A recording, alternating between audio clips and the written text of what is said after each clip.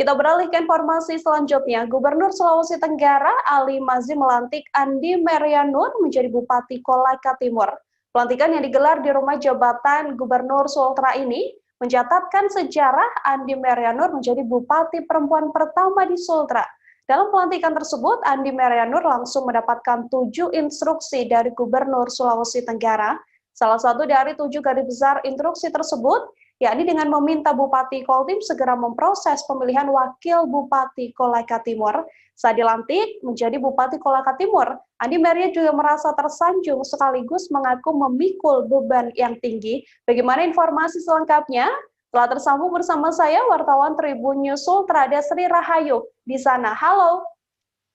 Ya, selamat sore, Nila. Selamat sore, Sri Rahayu, bisa dijelaskan bagaimana tadi suasana pelantikan dari Andi Merianur? Ya, baik Nila.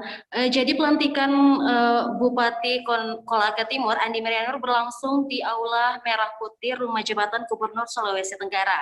Pelantikan berlangsung secara terbatas, tamu undangan pun juga yang diundang secara terbatas, dan seluruh tamu undangan sebelum masuk mereka diwajibkan untuk swab test terlebih dahulu.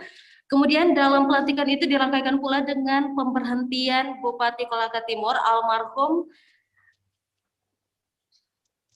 Samsul Bahri Majid, begitu, dan yang diwakili oleh istri dari almarhum. Selain itu Gubernur Sulawesi Tenggara Ali Mazzi juga mengajak seluruh hadirin yang hadir untuk mengirimkan Al-Fatihah kepada almarhum Samsul Bahri Majid yang diketahui meninggal 21 hari setelah dilantik. Begitu, Dila.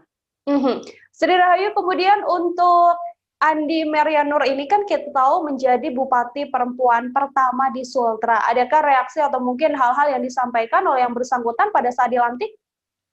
Ya baik, betul sekali inilah bahwa Andi Merianur ini merupakan Bupati perempuan pertama yang ada di Sulawesi Tenggara, sekaligus merupakan salah satu Bupati termuda juga. Dan menanggapi hal tersebut, Gubernur Sulawesi Tenggara Ali Mazzi mengungkapkan rasa bangganya terhadap Andi Merianur. Dan tanggapan dari Andi Merianur sendiri setelah terpilih menjadi satu-satunya atau Bupati perempuan pertama di Sulawesi Tenggara mengaku merasa senang dan tersanjung. Namun ia juga menganggap ini sebagai beban baginya. Tapi perlu diketahui juga bahwa di Kolaka Timur sendiri, pimpinan di berbagai organisasi sudah beberapa orang adalah perempuan. Misalnya saja Ketua Dewan Perwakilan Rakyat Daerah Kolaka Timur, Ketua Badan Pengawas Pemilu, dan Ketua Komisi Pemilihan Umum. Begitu, Nila.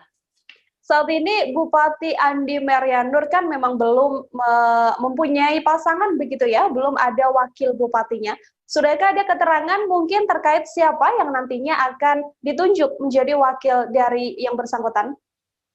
Ya baik, untuk wakilnya sendiri, Andi Merianur mengaku akan memilih istri dari mendiang Bupati Kolaka Timur Samsul Bahri, yakni Diana Samsul Bahri. Hal ini sendiri merupakan permintaan langsung dari kebanyakan masyarakat Kolaka Timur dan agar Diana Samsul Bahri dijadikan sebagai wakil bupati.